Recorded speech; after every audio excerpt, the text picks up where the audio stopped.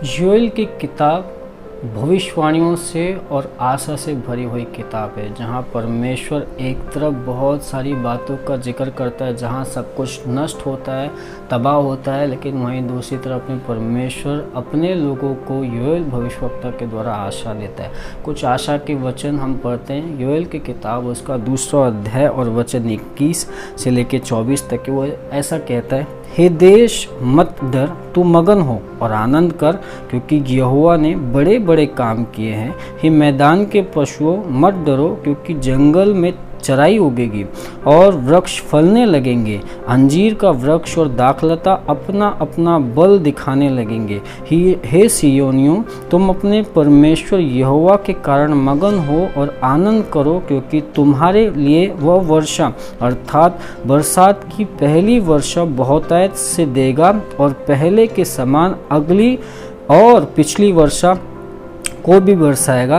तब खलियान अन्न से भर जाएंगे और रसकुंड नए दाख मधु से और ताजे तेल से उमड़ेंगे। और जिन वर्षों की उपज अरबे नामक टिड्डियों और येलेक की हासिल ने और गाजाम नामक टिड्डियों ने अर्थात मेरे बड़े दल ने, जिसको मैंने तुम्हारे बीच में भेजा, खा ली थी, मैं उसकी हानि तुमको भर दूंगा। तुम पेट भर खाओगे और तृप्त होगे और अपने परमेश्वर यहोवा के नाम की स्तुति करोगे, जिसने तुम्हारे लिए आश्चर्य के काम किए हैं। और मेरी प्रजा की आशा फिर कभी ना टूटेगी। तब तुम जानोगे कि मैं इज़राइल के बीच में हूँ और मैं यहोवा तुम्हारे परमेश्वर हूँ और कोई दूसरा नहीं है, और मेरी प्रजा की आशा फिर नहीं टूटेगी। जहाँ पर एक समय पे अकाल की बात हो रही है, टिड्डियों ने नष्ट कर दिया, देश को बर्बाद कर दिया, सब कुछ हो गया, वहीं पर परमेश्वर वापस से कह रहा है कि मेरी प्रजा की आशा फिर नहीं टूटेगी। मेरी प्रजा के लोगों के ऊपर मैं मेंह बरसाऊंगा, उनके जीवन को आशीष दूंगा, वे भरपूरी पाएंगे, और जो पहली हुई थी और पहली की पहली को भी मैं वापस से लौटा के लेके आऊँगा। सब कुछ बेहतर कर दूंगा, मैदान को बेहतर कर दूंगा, वृक्षों को बेहतर कर दूंगा, जानवरों को बेहतर कर दूंगा। सारी बातों की आशा परमेश्वर यहाँ पर योएल नबी के द्वारा इज़राइल के लिए करता है। वही परमेश्वर आपके और मेरे लिए भी यही करता है। यहाँ पर 2 बार एक ही शब्द का है कि मेरी प्रजा की आशा फिर ना टूटेगी, मेरी प्रजा की आशा फिर ना टूटेगी। अगर आप परमेश्वर की प्रजा है,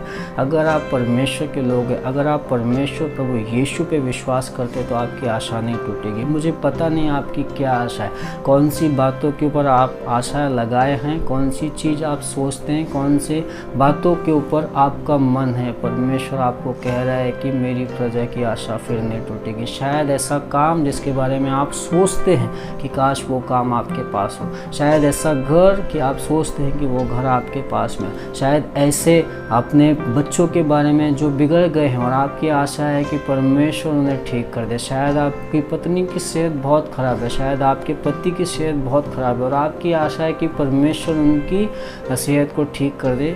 परमेश्वर का वचन आपको, परमेश्वर का वादा आपको यही कह रहा है कि आपकी आशा फिर नहीं टूटेगी। परमेश्वर आपके जीवन में, आपके घर में, आपके परिवार में सबकी सेहत को बेहतर कर देगा, सबकी सेहत को बेहतर कर देगा। आपकी आशा फिर नहीं टूटेगी। आप अपने काम पे अगर आप सोचते हैं कि मेरा ये काम सफल हो, परमेश्वर आपके उस काम को भी सफल करेगा। यहाँ पर वचन मुझे और आपको यही कहता है कि मेरी प्रजा की आशा फिर नहीं टूटेगी, मेरी प्रजा की आशा फिर नहीं टूटेगी। प्रभु आपकी आशा को बिल्कुल टूटने नहीं देगा। प्रभु आपको आशीष दे। आपके जीवन की सारी बातें, जिन बातों के ऊपर आप सोच रहे हैं कि शायद ये होगा या नहीं होगा, इस तरीके से परमेश्वर मेरे जीवन में आशीष लाएंगे नहीं लाएंगे, परमेश्वर आपको कह रहा है कि वो आपकी आशा को टूटने नहीं देगा। आपके जीवन में भरपूरी वो लेके आएगा। आपके जीवन में किसी भी प्रकार की तकलीफ है, उन तकलीफ़ों को भी वो दूर करेगा। फिर से वो आपके जीवन को खुशहाल बनाएगा और जितने आशीष रुके हुए थे, जितना आपका नुकसान हुआ था, उन सारे नुकसानों की परमेश्वर क्या करता है, भरपाई करता है। हमने देखा कि जिन टिड्डियों के कारण सब कुछ फसलें नष्ट हो गई थी, उन सब को भी परमेश्वर वापस से बेहतर कर देगा। आपके जीवन में अगर कोई तकलीफ़ हुई, कोई बात हुई जिसके कारण आप बहुत परेशान रहे और आपने बहुत कुछ खोया, धन संपत्ति, घर परिवार, पत्नी पति, बहुत कुछ खोया है सेहत पे, तो परमेश्वर आपको यही कह रहा है कि नहीं, आपकी आशा फिर नहीं टूटेगी, वो फिर से सब ठीक कर देगा। आइए प्रार्थना करते हैं। प्रभु यीशु मसीह, जैसा हमने वचनों को पढ़ा है कि आप हमारी आशा को फिर से टूटने नहीं देंगे। प्रभु यीशु मसीह, प्रार्थना करते हैं कि जो लोग आज देख रहे हैं, सुन रहे हैं, शायद उनके जीवन में तकलीफ़ है, वो बीमार हैं, वो बीमारियों से लड़ रहे हैं, उनके घर में कोई परेशान है, तकलीफ़ में, मुसीबत में, यीशु मसीह आज आप अपने वादों से, अपने वचनों से आप उन्हें बता दीजिए कि आप उनकी आशा को टूटने नहीं देंगे, आप उनकी आशा को टूटने नहीं देंगे, आप उन्हें फिर से स्थापित करेंगे, फिर से अपनी महिमा उनके जीवन में लेके आएंगे। प्रभु हर एक जन को आप आशीष दीजिए, हर एक जन जो अपनी आशा आप में रखता है, प्रभु आप उनकी आशा को टूटने नहीं दीजिए, आप उन्हें आशीष दीजिए। प्रभु धन्यवाद देते हैं, प्रार्थना प्रभु यीशु के नाम से करते हैं। आमीन, आमीन, आमीन। प्रभु आपको आशीष दे। Thank you, God bless you.